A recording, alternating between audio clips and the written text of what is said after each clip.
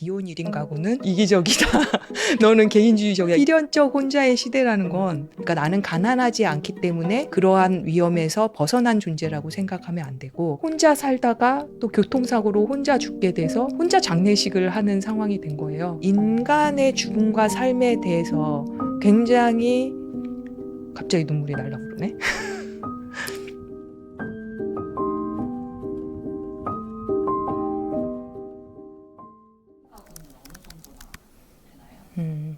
작년에 행안부에서 발표한 자료에 따르면요. 전체 가구가 한 2천만 가구 정도 되는데 그중에 1천만 가구가 1인 가구예요. 그러니까 한 42% 정도가 지금 1인 가구고요. 보통 사람들은 아마 부부와 자녀 2명 정도, 4인 가구가 좀 전형적인 가구 형태라고 생각을 하는데 그 가구 수는 10% 정도밖에 안 돼요. 지금 상황에서 사실은 가장 전형적인 사람들의 거주 형태는 1인 가구라고 할 수 있습니다. 저도 1인 가구입니다. 사실은 언론 프로젝트라는 이름으로 한 6년 정도 사람들을 109명 정도를 만났어요. 사실은 조금 괴로웠어요. 그러니까 보통 우리가 살아가면서 나는 PD다, 혹은 나는 뭐 여성이다, 뭐 이런 말은 하지만 저는 1인 가구입니다. 이렇게 말을 하진 않잖아요. 그러니까 많은 나의 지위와 정체성 중에 가장 밑에 있는 것, 혹은 인지하지도 못했던 제 정체성이었거든요. 그런데 이제 한 명, 2명 만나가 보면서 이 사람의 이야기가 결코 이 사람만의 이야기는 아닌 거예요. 자기 성찰을 1시간은 할 수 있는데요. 6년 동안 자기 성찰을 하는 과정이 존재했던 것 같아요. 그래서 약간 수련하는 마음으로 그렇게 연구를 하고 이 책이 나오게 된 겁니다. 사실 1인 가구를 보면은 되게 유형이 많잖아요. 비혼 1인 가구는 좀 그 연구를 하면서 제자들하고 같이 말했던 용어는 순혈 1인 가구다라는 말을 했었거든요. 순수혈통이다 이런 이야기를 한 건데 그거는 사실은 1인 가구는 이제 태어나서 처음 맞이하는 원가족 외에는 자기가 스스로 혈연 가족을 만들지는 않는 거죠. 실제로 그런데 이제 1인 가구라고 하면은 제 앞에서 사실 얼굴에 이렇게 바로 이기적이다. 너는 개인주의적이야. 이런 말을 하진 않잖아요. 보통 이제 미디어나 SNS를 통해서 던지는 말들이기 때문에 그런 말을 들어본 거고, 부모님께서는 어쩌려고 하냐, 외로워서 뭐 어떻게 살 건지 뭐 이런 이야기들을 들었었고, 가족의 책임으로부터 회피하고자 하는 사람들이라는 의미에서 좀 무책임하다 이러한 이야기들을 많이 하는 것 같아요. 사실은 우리가 그냥 섞여 사는 보통 사람들이거든요. 이들은 사실은 원가족이 존재하죠. 그리고 거기에서 특정한 역할들을 하고요. 흔히 알고 있는 역할은 조카 바보의 역할이죠. 실제 키즈 산업 같은 경우에는 삼촌이나 아니면은 이모, 고모들이 상당히 큰 손으로 작용을 하고 있고요. 제가 만난 사람들도 조카 바보라고 말하는 사람들이 많았어요. 실제 이제 가족이 누구냐, 내 가족이 누구냐라고 했을 때 조카를 꼭 넣는 거예요. 근데 결혼을 한 사람들의 경우에는 너의 가족이 누구냐라고 했을 때 조카를 내 가족이라고 넣지 않거든요. 굉장히 명확한 본인이 만든 핵가족의 바운더리가 있는데 1인 가구는 그러지 않았던 것이 굉장히 독특했고, 근데 제가 조금 더 주목해서 보는 현상은 부모님을 부양하는 세대가 되는 겁니다. 우리가 옛날에는 캥거루족이라고 하면서 약간 부모님에게 의존하는 세대로 부정적인 의미로 많이 사용을 했는데, 최근 들어서는 이 부모님이 의존하는 세대가 사실은 부모님이 나이가 들면은 가장 의지하는 그런 존재들이 되는 것들이 보이거든요. 그래서 어떤 분은 그런 말도 했어요. 그러니까 예전에 한 30대까지는 부모님한테 불효자 혹은 불효녀 소리를 들었다. 언제 결혼하니 이러면서. 그런 지금은 그런 이야기를 안 듣는다. 사실은 내심 같이 사는 것을 기뻐하시는 것도 같고 효자 효녀 노릇을 하고 있다. 이런 이야기도 들었거든요. 그래서 사실은 탈가족적이고 비가족적이고 개인주의적이다. 이런 말들은 상당히 오해 소지가 있다라고 생각이 듭니다. 네. 이렇게 혼자 사는 사람들이 왜 이렇게 많이 늘어난 걸까요? 혼자 사는 사람들이 늘어나는 이유들을 이제 보통 설명을 할 때 2가지 정도가 있는 것 같아요. 첫 번째가 개인주의 문화가 팽배해서 그렇다. 그래서 이제 핵개인화 혹은 초개인화 사회라는 이야기를 하고, 두 번째로는 이제 생존 경쟁이 너무 심하다. 사회가 불안정하고 하다 보니까 생존 경쟁이 심해서 아이를 낳거나 결혼하기에는 너무 불안한 사회가 되었다. 이 두 개도 맞거든요. 그런데 제가 주목하는 건 그렇게 된 근본적인 원인이에요. 그거는 저는 사회의 구조, 특히 산업 구조하고 연결이 돼 있다고 생각을 하고요. 우선 개인주의 문화에 대한 이야기를 하면 보통 이제 농업사회에서 가장 주요한 생산물은 쌀이잖아요. 이 쌀이라는 이 상품을 잘 생각해 보면은 거기에 개인의 취향이나 정체성이 들어갈 여지가 굉장히 적어요. 그러니까 농사를 짓는 사람의 무슨 어떤 성실도나 이런 거, 가뭄이 들었는지 뭐 이런 거에 따라서 흉년, 풍년이 나눠질 수 있지만 그 쌀이라는 알맹이 자체가 본질적으로 빨간 쌀이 되고 파란 쌀이 되진 않거든요. 농부의 어떤 취향에 의해서. 지금은 미디어 혹은 금융업, IT, 엔터테인먼트, 문화예술 산업이에요. 근데 이걸 생각해 보면 컨텐츠가 엄청 다양해졌죠. 그러니까 컨텐츠가 중요한 생산품이 됩니다. 개인의 성향이나 취향이 어떤 생산물의 원자재가 되는 사회인 거예요. 그러니까 개인을 지키는 게 너무너무 중요하고, 실제로 우리의 교육 시스템이라는 것도 개인을 계속 강화하는 방향으로 이루어지고 있거든요. 그러니까 예를 들어 어렸을 때 너의 적성은 뭐냐? 혹은 막 MBTI 성향도 조사하고 흥미도 조사를 하고, 그다음에 그거를 이름으로 너는 이런 일에 적합하다라고 해서 직종이랑 계속 연결해 줍니다. 한마디로 개인과 노동을 연결시키는 사회인 거죠.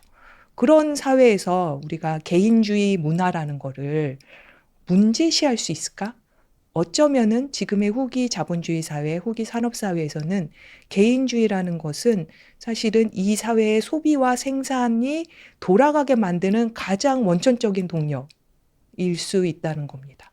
이제 생존 경쟁 때문에 혼자 살게 되는 것이다, 이런 이야기를 하는데, 실제로 제가 봤을 때는 약간 좀 더 정확히 보면은 정반대인 경우가 많죠. 전 세계의 입장에서 보면은 사실은 분쟁도 굉장히 심하고 정치적으로, 경제적으로 불안정한 사회에서는 오히려 1인 가구가 적거든요. 대부분 유럽이나 혹은 미국 북미 쪽, 그리고 일본이나 한국과 같이 나름 세계에 상대적으로 봤을 때는 경제적으로, 정치적으로 안정된 사회에서 1인 가구가 더 많거든요. 그 이유는 불안정한 사회, 진짜로 생존이 위협되는 사회에서는 결코 혼자서 잘 한다고 해서 살 수 있지 못하다는 걸 너무 잘 알죠. 이 불안이라는 거를 내가 조절할 수 있는 사회가 아니라는 걸 알기 때문에 사람들이 뭉치는 거예요. 가족 단위로, 공동체 단위로. 그런데 지금과 같이 후기 산업사회는 너무 시스템이 잘 돼 있는 거죠. 교육 시스템도 그렇고 가사 서비스 같은 것도 그렇고 모든 게 너무 잘 돼 있는 이 사회에서는 사실은 우리가 갖고 있는 불안이라는 것은 우리가 통제할 수 있는 수준 정도의 불안인 거죠. 그래서 내가 이런 불안정한 직업들 혹은 내가 가지고 있는 여러 가지 조건들을 나의 노력을 통해서 어느 정도 극복 가능하다고 생각하는 정도 수준의 불안을 우리가 겪고 있는 거예요. 그렇기 때문에 개인이 더 노력을 하려고 하는 거죠. 포기하지 않고 노력을 하려고 하는 부분들이 있어요. 그래서 우리가 하는 경쟁이라는 것은 생존 경쟁은 아닙니다. 실제로 우리가 지금의 1인 가구를 이루고 각자 도생하는 개인화가 심화된 이유는 무한 경쟁 때문입니다. 무한 경쟁의 시대다. 그러니까 실질적으로는 우리가 커리어를 선택하고 이렇게 열심히 하는 것을 선택해서 살아간다고 생각을 하지만, 한 사람의 선택이라는 게 그 사람의 노력이나 성향에 의해서만 결정되는 건 아니거든요. 특히 우리가 말하는 사회를 신자유주의 사회라고 하잖아요. 이 신자유주의 사회는 자유로운 것이 너의 삶 그리고 사회의 삶을 더 발전시킨다라는 어떠한 캐치프레이즈와 같은 주의죠. 그래서 우리는 자유롭게 뭔가를 선택하고 노력을 한다고 생각을 하지만, 그거는 신자유주의라는 하나의 큰 이데올로기 혹은 하나의 큰 신념 안에서 우리가 움직인다고 볼 수 있죠. 근데 지금 20, 30대는 신자유주의 시대 때 더 이제 태어나서 일을 하기 시작한 거거든요.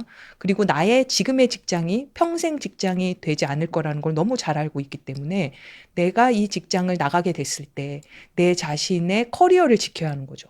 그러면 내가 직장에 충성하는 것이 아니라 나의 커리어에 충성을 하는 게 맞는 거예요. 그래서 직장보다는 커리어를 위해서 자기 개발을 하고 자기 관리를 하고 집에 들어와서도 생산적인 취미 활동을 하고 그리고 뭐 자기 힐링, 마음 건강도 결국은 내가 어떻게 인간관계를 유지하고 상사의 관계를 유지할 것인가, 혹은 어떠한 방식으로 업무를 해야 할 것인가에 대한 것과 연결되는 경우도 많고, 그게 저는 앞으로 더 심해질 거라고 생각을 하거든요. 왜냐하면은 AI가 일자리를 대체할 것이라는 생각을 하기 때문에 AI가 일을 대체하는 상황에서도 나의 일을 어떻게 꾸려나갈 수 있을 것인지에 대한 고민을 많이 하는 세대이기도 하고요.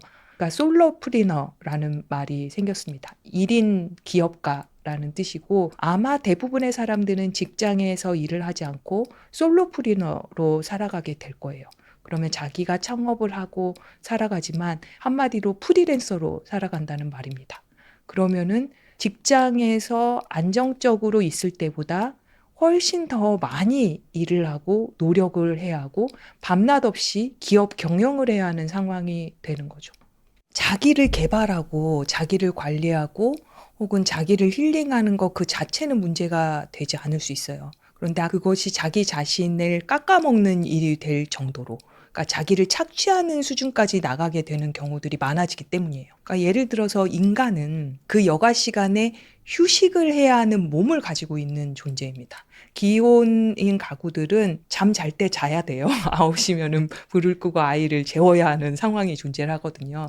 그런데 1인 가구는 날을 새도 누가 뭐라고 하지 않는 상황이 됩니다. 그래서 이게 40대가 되면은 큰 문제가 되는 거예요. 왜냐면은 마이클 스나이더라는 이 교수가 인생에서의 노화라는 것이 점진적으로 오는 것이 아니라 갑작스럽게 2번의 파동이 일어나는 시기가 있다고 조사를 했거든요. 그거를 보면은 45세 정도, 그리고 60대 정도예요. 물론 그 전에도 신체적인 노화가 오지만 실질적으로 갑작스럽게 오는 노화는 45세 이후가 되는 거예요.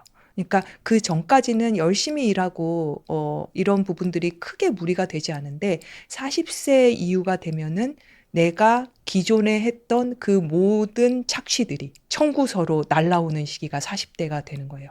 그리고 더 제가 문제가 되는 건 신체적인 노화 때문만은 아니에요. 왜냐하면 이때 시기에 부모님이 돌아가시는 경험들을 하게 됩니다. 나의 정체성이자 뿌리라고 말할 수 있는 원가족에서 커다란 기둥 하나가 뽑혀져 나가는 정도의 이별을 경험하게 되는 거죠. 내가 몰입하기 위해서 갈아 넣었던 나의 신체가 불안정해지는 시기, 그리고 나를 붙잡아 주었던 원가족이 흔들리는 시기가 이 시기에 몰리기 때문에 문제라고 볼 수 있죠. 그리고 더 중요한 거는 그렇다는 걸 사람들은 잘 모르고 있다. 혼자 사는 인구가 이렇게 많아지게 된 게 최근의 일이잖아요. 40대, 50대, 60대의 비혼 1인 가구를 지금 20, 30대 1인 가구들이 많이 만나본 적이 없어요. 그리고 그때 당시에 보통 이제 60대 1인 가구를 생각하면 가난한 노인 정도로만 생각하는 거예요. 근데 가난이 문제가 아니거든요. 홀몸으로 존재한다는 게 중요해요. 그러니까 나는 가난하지 않기 때문에 그러한 위험에서 벗어난 존재라고 생각하면 안 되고 나는 결국 혼자서 존재하게 될 것이라는 게 되게 중요한 겁니다. 그러면 이제 여기까지 말하면 보통 사람들은 그러니까 이제 결혼을 하라는 거냐. 그러기 어렵다라는 게 이 책입니다. 그러니까 필연적 혼자의 시대라는 건 필연적으로 혼자 살았을 때 최적화된 사회가 지금의 후기 자본주의 사회인데 이 물결을 거슬러서 가족을 이루게 된다고 한다면 그거는 정말 인간이 가지고 있는 본능에 충실한 거예요. 본능적으로 인간은 상호 의존적인 존재거든요. 근데 우리가 인공의 사회잖아요. 이게 이 인공의 섬에서는 혼자 사는 게 더 적합한 업무에 최적화된 모습이거든요. 근데 이 상황에서 제가 문제시하는 거는 결혼하지 않는 것이 혼자 사는 것과 등치된다라는 게 문제예요. 예를 들어 미국의 시트콤 중에 이제 프렌즈가 있잖아요. 결혼하지 않은 사람들 많지만 친구들하고 같이 하우스메이트로 살고요. 근데 한국에서는 친구들이랑 같이 이렇게 쉐어하우스로 살게 되면은 이거는 잠시의 상황이다. 언제 철들래? 뭐 이러한 말을 들을 만큼 이 하우스메이트 문화가 잘 이루어져 있지 않은 거죠. 그래서 저는 혼자 사는 건 문제라고 생각을 해요. 근데 그 솔루션이 결혼은 아닙니다. 물론 결혼을 하고 싶은 사람들이 결혼을 할 수 있게 만들어주는 제도는 존재해야 한다고 생각을 하는데 굳이 나는 결혼을 하지 않는다라고 했을 때 그러면 이 사람에게 처방이 그럼 혼자 살아라냐? 그건 아니라고 보는 거예요. 사람은 같이 살 때 훨씬 더 건강하게 살 수 있는 존재이기 때문에 같이 살 수 있는 여러 가지 방안들을 만들어야 한다고 보는 겁니다. 근데 지금 상황에서 한국에서 중요한 솔루션은 사실은 공동체의 회복이라고 생각해요. 작은 공동체의 회복. 예전에 농업사회에서는 땅을 중심으로 우리가 생활을 하기 때문에 대부분 이동을 하지 않거든요. 그래서 그곳에서 살아서 그곳 마을 사람들의 숟가락까지 다 알 수 있을 만큼 자연스럽게 공동체가 형성된단 말이에요. 근데 지금 상황에서는 사람들이 너무 많이 이동을 하는 거예요. 저도 사실은 제가 왜 1인 가구가 되었을까? 나는 왜 혼자 사는 삶으로 귀결되었을까를 생각하면 너무 많이 이동했어요.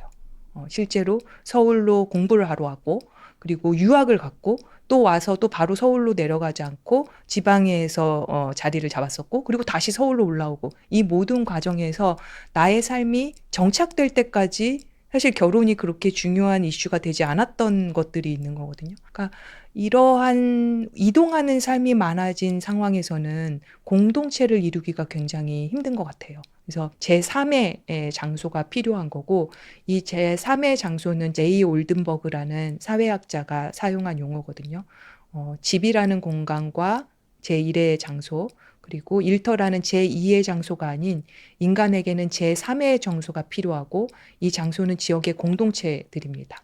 예전에는 뭐 미용실이나 복덕방 같은 마을에서 그냥 모여서 수다를 떠는 거예요. 거기 가면은 뭐 이렇게 앉아 있는 분들이 집을 살려고 온 것도 아니고 머리만 하려고 온 것도 아닌 거기서 밥도 먹고 장기도 두고 이러면서 지내는 경우도 있고요. 지금 상황에서는 마을의 도서관들 혹은 마을의 여러 가지 공동체들 또 존재를 하고요. 그리고 지금은 많이 종교적인 기관들이 와해되고 있지만 지역의 성당이나 아니면은 교회와 같은 경우 지역사회 복지관들도 그런 제3의 장소로서의 역할을 하고 있죠. 이것들이 기존의 그냥 저소득층을 위한 공간이 아니라 많은 사람들이 갈 수 있는 공간이 되게 된다면은 적어도 제3의 장소가 복원될 수 있는 부분들이 조금은 있지 않을까. 이거는 혼자 하기는 되게 어려운 상황이고 국가나 아니면은 시민사회나 지방정부가 조금은 나서야 하는 부분들이 있어요. 영국에서는 이제 외로움에 대한 정책들을 펼치거든요. 그래서 국가에서 외로워하는 사람이나 우울증이나 이런 거 걸린 사람들을 예전에는 개인주의적인 처방을 했거든요. 약을 먹어라.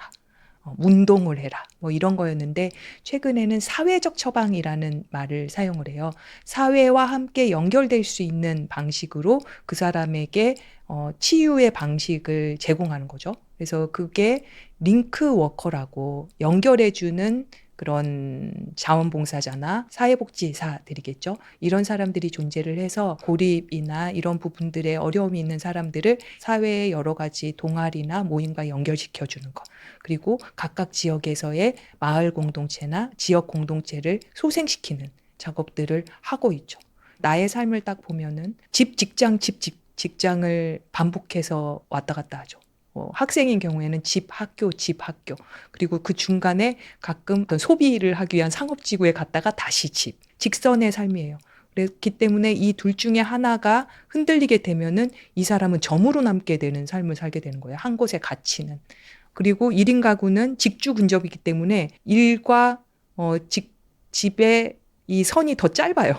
그게 이제 문제가 되는 건데 이 지평을 넓히기 위해서 할 수 있는 일은 가까이에 있는 친밀한 타인을 만드는 거. 꼭 같이 살진 않더라도 나를 규칙적으로 돌봐주고 안부를 물을 수 있는 사람을 만드는 게 중요하겠죠.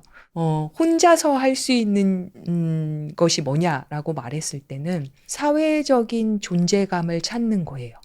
1인 가구들은 그걸 찾기가 좀 어렵거든요. 제가 만약에 지금 연구자인데 연구를 그만두게 됐을 때 뭐 하면서 사세요? 라고 하면은 할 말이 없어지는 거죠. 일 외에 가족이라는 게 없기 때문에 사실은 일이 나의 모든 정체성을 구성하죠. 근데 보통 기혼자의 경우에는 직장이 없어진다고 하더라도 아빠로서, 배우자로서, 엄마로서의 정체성은 남거든요. 그거를 가장 여실하게 보여줬던 게 서울 자가의 대기업에 다니는 김 부장은 자기의 김 부장의 지위를 잃었지만 그에게는 가족이 남았거든요. 정체성이 남아 있는 거죠. 그래서 1인 가구 중에 여러분들이 말했던 게 나는 가족은 없지만 내가 삶을 마무리했을 때 내가 이 사회에서 받고 싶은 게 있다. 너 정말 수고했어. 혹은 너 정말 우리의 구성원이라서 너무 좋았어. 기뻤어. 이런 말들을 1인 가구들은 직계 비속이 없기 때문에 그런 말을 듣게 될 가능성이 줄어들 거예요. 그랬을 때 사실은 우리가 사회적으로 그 사람의 존엄함 혹은 그때 그 사람이 이 생애 동안에 우리 사회에 어떤 것을 기여했는지에 대해서 인정해주는 그런 말들을 하는 게 굉장히 중요해요. 이게 사회적 애도의 과정인데 빅터 프랭클이라는 이 사람이 쓴 책이 우리나라에서는 죽음의 수용소에서라는 말로 번역이 돼서 나왔거든요. 근데 이 책이 실제로는 Man's Searching for Meaning이라고 해서 인간이 의미를 찾아서라는 게 본 제목이에요. 이 사람이 사실은 유대인 강제 수용소에서 오랫동안 있으면서 고통을 당했던 유대인 당사자인데 사람들이 이렇게 고통스러운 순간 그리고 아무 일도 할 수 없는 이 순간에 인간의 조건이라고 말하는 작업, 뭐 창의적인 작업을 하거나 혹은 뭐 사회적인 활동을 한다거나 경제적인 소득을 위한 노동도 할 수 없는 그 순간에조차 인간을 인간답게 하는 것은 삶의 의미, 삶에 대한 의지였다고 말을 하는 거예요. 근데 이게 사회적인 나의 지위 혹은 나의 존재감을 찾는 것이 되게 중요하다고 말했던 1인 가구 인터뷰의 말과 겹친다고 생각을 하거든요. 영국의 영화 중에 스틸 라이프라는 영화가 있는데 거기에 존 메이라는 사람이 나옵니다. 이분이 하시는 일이 무용고자들 공영 장례를 하는 공무원이에요. 그분이 혼자 살다가 또 교통사고로 혼자 죽게 돼서 본인도 혼자 장례식을 하는 상황이 된 거예요. 근데 뒷부분을 보면은 이분이 이제 장례가 치러지고 혼자서 그 다음에 수없이 많은 사람들이 몰려오는 장면이 있어요. 그들이 누구냐면은 존 메이라는 사람에 의해서 장례가 치러졌던 무용고자들의 영혼이 모여서 그를 애도하는 장면이 나오거든요. 그걸 보면서 이 사람이 혼자서 살아갔지만 이 사람의 인생 전체에서 자신의 의미 있는 일을 했고 의미 있는 일을 찾았고 그리고 또 존엄성과 숭고함을 지키는 삶을 살았구나라는 것을 그 한 장면으로 되게 많이 저한테는 울림이 되었던 것 같아요. 근데 그런 장면을 제가 지난주에도 신문을 보면서 느꼈거든요. 이게 윤인수 씨라는 분의 기사였어요. 근데 이분이 56세이신데 고인이 되셨어요. 페인트공이랑 카센터에서 일하면서 혼자서 사셨어요. 그런데 위암에 걸리셨고 위암 사기로 한 1년 넘게 투병 생활을 하신 거예요. 근데 이 분이 돌아가시기 전에 누이한테 내가 가지고 있는 전 재산을 사회에 기부했으면 좋겠다. 라는 이야기를 하셨대요. 이제 그 누님분이 그 돈을 기부를 한 거예요. 근데 이 돈을 보면서 제가 되게 마음이 크게 묵직하다고 느꼈던 게 뭐냐면은 5억 얼마인데 291원 이렇게 찍혔을 거예요.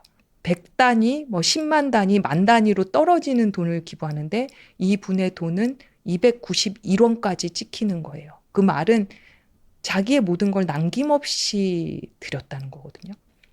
갑자기 눈물이 날라 그러네.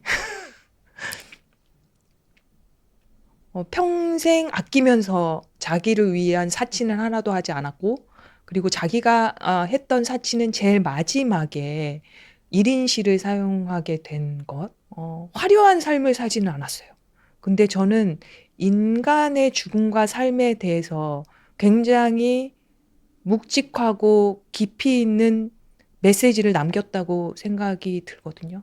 그래서 그 모습을 보면서 우리가 혼자 사는 삶이지만 어느 순간에 어떠한 방식으로 우리는 무엇을 다른 사람에게 혹은 사회에 남길 것인가.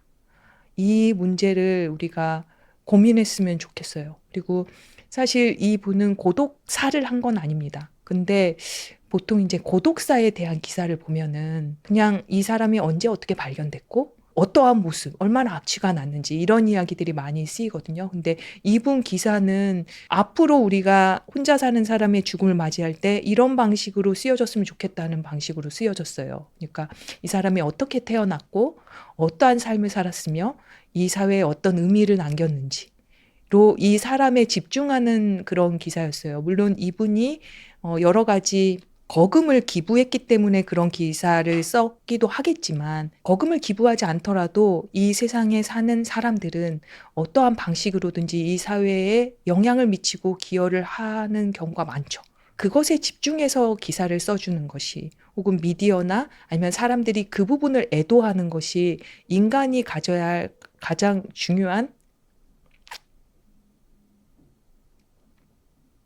인간이 인간에게 보여줘야 할 예의라고 생각해요. 우리가 가족은 아닐지라도 각각의 사람들에게 보여줘야 하는 거 아닌가? 그래서 이 사회에서 좋은 죽음을 맞게 하는 것이 사실은 좋은 삶을 살 수 있게 하는 원동력이 되고 좋은 삶들이 모여서 좋은 사회를 이룰 수가 있다고 생각이 듭니다. 한 친구가 이런 말을 한 게 기억이 나거든요. 그때 이 세계가 어떤 세계라고 생각해? 라고 했을 때 하나의 아픔이 다른 아픔을 응시하면서 함께 치유해 나가는 과정이라고 말을 했어요. 그러니까 만인에 대한 투쟁을 할 때는 자신의 연약함이나 취약성을 보여주면 안 돼요. 왜냐하면 이겨야 하고 더 크게 보여야 하니까요. 더 강하게 보여야 하고. 그런데 우리가 서로에게 나의 취약함을 인정하고 또 다른 사람의 취약함과 아픔과 의존성을 인정하면서 서로가 서로를 바라보며 치유해 나가는 과정이라고 했던 말이 제가 계속 이제 사회복지를 연구하게 된 되게 중요한 세계관이 되었거든요. 그렇게 살아가게 된다면은 사실은 많은 아픔이 치유될 수 있지 않을까? 라는 말씀을 드리고 싶네요.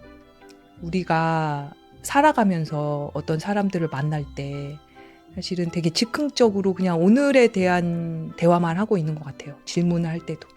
오늘 밥 먹었어? 오늘 무슨 일 했어? 이런 질문들을 많이 하면서 살아가는 것 같은데 이 사람의 전체의 인생을 반추할 수 있는 질문들을 드리고 싶네요.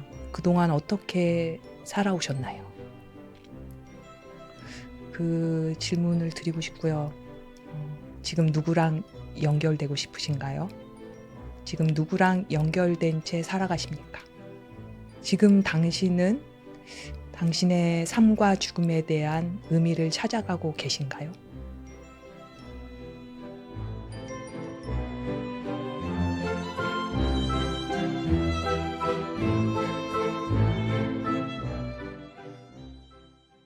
자극과 반응 사이에는 공간이 있다. 그 공간에서 우리는 선택할 수 있습니다. 바로 그 선택이 내 인생을 만든다는 거죠.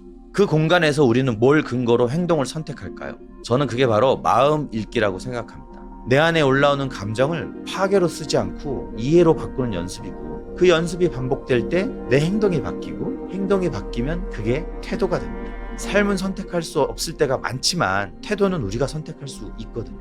그리고 그 태도를 결정하는 핵심은 결국 내 마음을 읽는 감각이라는 것입니다.